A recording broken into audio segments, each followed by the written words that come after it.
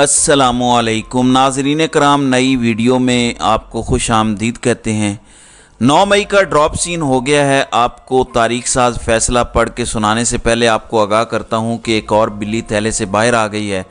आपको पहले दिन से बताया था कि रजीम चेंज साजिश के पीछे कुछ बहुत अहम अवामिल हैं, कुछ बहुत बड़े वादे हैं जो कर लिए गए हैं। उसमें एक वादा ये है कि पाकिस्तान ने इसराइल को तस्लीम करना है, नॉर्मलाइज करने हैं ताल्लुकात। मैं इस पर पिछली वीडियो में बात कर चुका हूं कि किस तरह से नवाज शरीफ इंटरनेशनल इस्टेब्लिशमेंट का मोहरा है और उसे इसी मकसद के तहत पाकिस्तान लाया जा रहा है। अभी रिपोर्ट हो रहा है कि हमारे निगरान वज़ीर ख़ारजा की ये जुर्रत हुई है कि उन्होंने ये बयान जारी किया है कि पाकिस्तान इसराइल के साथ ताल्लुकात पाकिस्तान के मफादात देख कर बनाएगा। यानी जो कायद-ए-आज़म ने फ़ैसला किया था वो हम पसे पुश्त डाल रहे हैं। अब जो भी पाकिस्तान के मफादात होंगे उसके मुताबिक हम इसराइल से ताल्लुकात का फ़ैसला कर लेंगे। यानी इसे आप नीम रजामंदी कह सकते हैं। मैंने आपको ये बात 2020-21 से बताना शुरू की थी कि अरब ममालिक क्योंकि एक एक करके इसराइल को तस्लीम कर रहे हैं, तो इनके लिए ये बड़ा ज़रूरी है कि कहीं पाकिस्तान जो कि एटमी क़ुव्वत है वो अकेला ना रह जाए। वो चाहते हैं कि पाकिस्तान भी उनके साथ तस्लीम करे। अब यूएई ने कर लिया है और भी कुछ ममालिक ने कर लिया है, लेकिन सऊदी अरब ने अभी नहीं किया। उनकी बातचीत जारी है। सऊदी अरब, मेरी ये ज़ाती राय है, इस सारी सूरत हाल को देख के ये चाहता है कि जब वो इसराइल को तस्लीम करे तो कोई ऐसा अकार्ड हो पाकिस्तान भी या उनके साथ ही या बहुत जल्द इसराइल को तस्लीम कर ले। और ये मामलात उसी तरफ जाते हुए मुझे दिखाई दे रहे हैं। कोई तो वजह है कि मुल्क की सबसे मकबूल पार्टी के ऊपर इस कदर जुल्म और जबर किया गया, ऐसा झूठ गढ़ा गया जिसकी कोई मिसाल नहीं मिलती, और अदालतें एक के बाद एक फ़ैसला दे रही हैं। नाज़रीन इकराम, मैं अभी आपको एक फ़ैसला पढ़ के सुनाता हूँ। ये जो कांटे लगे हैं, क्रॉस लगे हैं कि नहीं वापस आ सकता, नहीं माफ़ करेंगे, ये जो सारा हो रहा है इसके पीछे तमाम बैरूनी अवामिल है। लोकल लेवल पे अपनी नौकरियां भी होंगी, कुछ लोगों को एक्सटेंशन का मसला भी होगा। एक एक्सटेंशन अभी कुछ दिन पहले हुई है। पिछले साल जो इलेक्शन नहीं हुए उसकी एक बड़ी वजह यह भी है कि ये एक्सटेंशन भी चाहिए थी।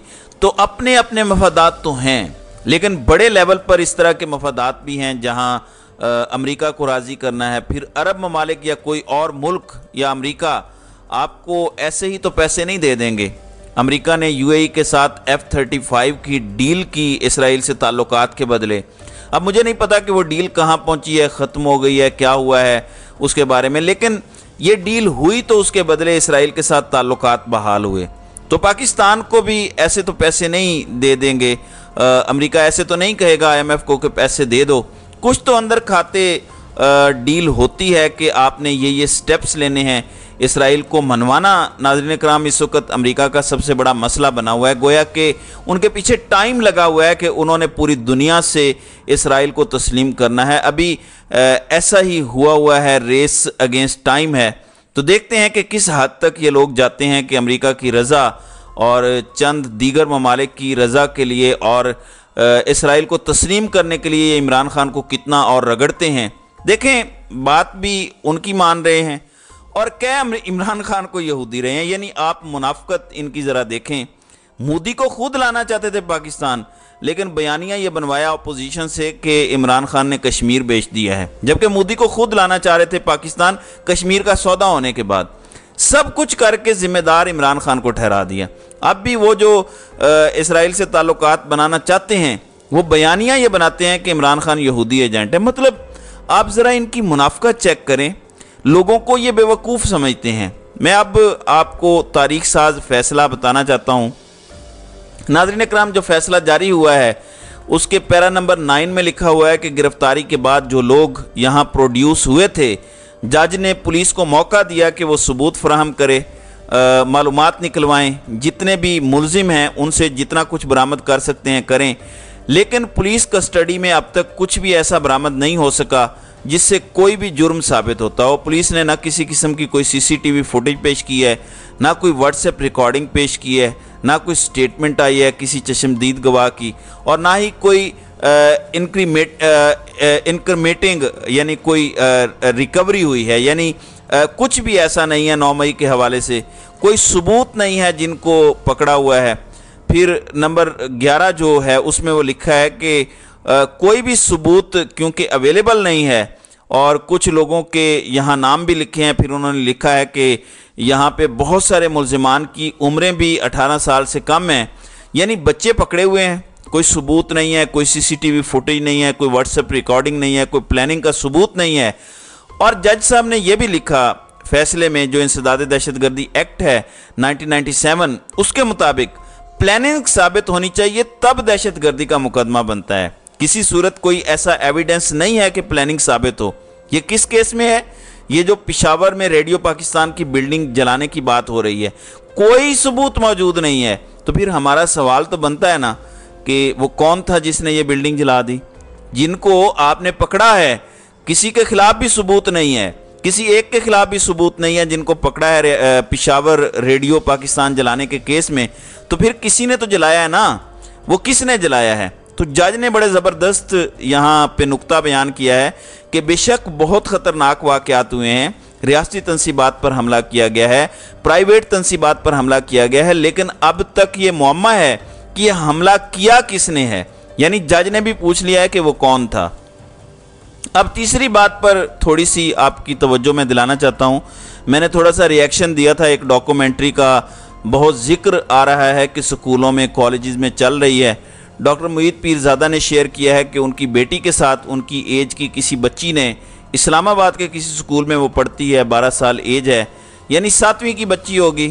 اس نے کہا کہ یہاں پہ کچھ لوگ آئے تھے، فوجیوں کا نام لیا اس نے، کہ وہ ہمیں ایک مووی دکھا رہے تھے، 50-52 منٹ کی کوئی مووی ہے جس میں ظاہر ہے کہ عمران خان کے خلاف ایک بیانیہ بنانے کی کوشش کی جا رہی ہے. میں نے پہلے اظہار کیا تھا اس کے بارے میں کہ یہ غلط کیا جا رہا ہے، اس پر تو میں ابھی بھی قائم ہوں کہ یہ طریقہ غلط ہے کہ آپ ایک سیاسی جماعت کو ٹارگٹ کر رہے ہیں. لیکن کیونکہ یہ ایک اوپن جنگ چل رہی ہے تو میں اس کے خلاف نہیں ہوں. اوورال دیکھیں، 2 آپشن ہیں. ایک یہ ہے کہ اغوا، تشدد، اینٹیں لٹکانا، قتل کرنا، جبری ملک سے باہر بھیجنا، ایک تو یہ سائیڈ ہے. لیکن اگر یہ چھوڑ کے کوئی بندہ بیانیہ بنانے کی کوشش کرتا ہے تو میرے خیال میں مجھے کوئی اعتراض نہیں ہے. یہ سوشل میڈیا کا دور ہے، یہ ٹک ٹاک کا دور ہے، یوٹیوب کا دور ہے، فیس بک کا دور ہے، انسٹاگرام ہے، ٹویٹر کا دور ہے. اس وقت بیانیے وہی ہو سکتے ہیں جو عوام ماس لیول پر قبول کرتی ہے. لیکن اگر کوئی سویلائزڈ طریقہ استعمال کرنا چاہتا ہے تو ہمیں ویلکم کرنا چاہیے. دیکھیں، ایک طرف آپ کو عادت پڑی ہو بلوچستان ماڈل کی، اٹھاؤ، لٹکاؤ، مارو اور بس اپنی مرضی کا بیان دلوا لو، یا جو نہیں مانتا اسے قتل کر کے پھینک دو. لیکن ایک یہ ہے کہ ٹھیک ہے، آپ کوشش کریں، ڈاکومنٹریز بنائیں، اپنا بیانیہ دیں. اگر لوگ قبول کرتے ہیں تو مور دین ویلکم. لیکن اس سے ایک اور چیز سامنے آتی ہے. ثابت یہ ہوتا ہے کہ جب بچوں کو بھی بتانے کی ضرورت پڑ گئی ہے وہ چیزیں، جبکہ بچوں کی ایج ہی نہیں ہے یہ باتیں کرنے کی، اس کا مطلب ہے کہ بچے کے دل میں عمران خان نے اپنا سچ ڈال دیا ہے. اس سچ کو نکالنے کے لیے اب ایک مصنوعی بیانیہ بنانے کی کوشش کی جا رہی ہے. لیکن سچ کے آگے آج تک تاریخ یہ بتاتی ہے کہ کوئی بھی کھڑا نہیں ہو سکا. میں پھر دوبارہ کہتا ہوں، قوم سے سچ بولیں. جس طرح یہ اسرائیل کو تسلیم کرنے کی بات ہے، جس طرح امریکہ کو عمران خان قبول نہیں ہے، جس طرح یورپ کو عمران خان قبول نہیں ہے، یہ عوام کو سچ بتائیں. کہیں کہ ہم غریب ملک ہیں، یہاں وہ تباہی آئے گی آپ تصور نہیں کر سکتے، اور ہم ایران نہیں ہیں، ہمارے پاس کوئی تیل اور گیس کے ذخائر نہیں ہیں کہ ہم پھر بھی سروائیو کر جائیں گے. ہمیں ہر چیز باہر سے لینی پڑتی ہے، ہم پہ پابندیاں لگ جائیں گی. امریکہ صرف ایکسپورٹ پر پابندی لگا دے، امریکہ کو تو کوئی فرق نہیں پڑتا، وہ وہی چیزیں انڈیا یا بنگلہ دیش سے لے لے گا. فرق ہمیں پڑے گا $7-8 ارب اگر ہمارے ضائع ہو گئے. یورپ جو 10 ارب کی ہماری امپورٹس کرتا ہے، وہ اگر یورپ نے بند کر دیں انہیں کوئی فرق نہیں پڑے گا. وہ چین سے لے لیں گے، بھارت سے لے لیں گے، بنگلہ دیش سے لے لیں گے، یا کسی اور ملک سے لے لیں گے. ہمیں فرق پڑے گا، یہ بات بتا دیں. ہمارے ویزے بند ہو جاتے ہیں پاکستانیوں کے تو اوورسیز جانا بھی ناممکن ہو جائے گا، پڑھائی کرنا باہر ناممکن ہو جائے گا. بتائیں، لوگوں کو سچ بتائیں. اگر اس کے بعد لوگ یہ کہتے ہیں کہ ہم نے یہ غلامی کرنی ہے، کہ ٹھیک ہے مغرب ہمیں کنٹرول کرے گا اس لیے کہ وہ ہم سے امپورٹ کرواتا ہے چیزیں یا ہمیں ویزے دیتا ہے، تو ٹھیک ہے، لوگ مانتے ہیں تو ٹھیک ہے. لیکن یہ بیانیہ لوگوں کے سامنے رکھنے کے بعد ایک فری اینڈ فیئر الیکشن کروا دیں، جس بیانیے کے ساتھ عوام کھڑی ہوگی وہ ٹھیک ہے. یہ ہے سویلائزڈ طریقہ، اور میرا مشورہ ہے کہ سویلائزڈ طریقہ استعمال کریں. یہ مارا ماری، یہ جبری گمشدگی، یہ قتل کرنا، یہ چھاپے مارنا، یہ عورتوں کی تضحیک کرنا، मेरे ख्याल में अब 2023 का ज़माना इन कामों के लिए नहीं रह गया।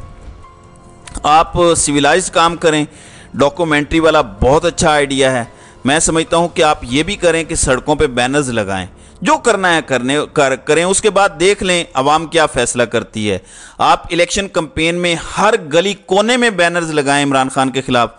अगर आपको लगता है कि ये आपकी ओपन फाइट है तो आप खुल के लड़ें, लेकिन इसके बाद अवाम के शऊर पर एतबार करें कि जब आपने एक बयानिया अवाम को दे दिया है वो ठीक फैसला करेंगे। 9 मई का भी जो असल मुजरिम होगा, इलेक्शन में फैसला हो जाएगा कि वो कौन है। अवाम जिसको वोट देंगे वो मुहिबे वतन होगा, जिसको नहीं देंगे वो वतन दुश्मन और गद्दार होगा। हमें पता चल जाएगा। इस तरह फैसला करवा लें, मेरे ख्याल में ये सबसे बेहतर है। तो नाज़रीन इकराम, आपकी इस वीडियो के हवाले से क्या राय है? आप अपनी राय का इजहार कमेंट सेक्शन में ज़रूर कीजिएगा।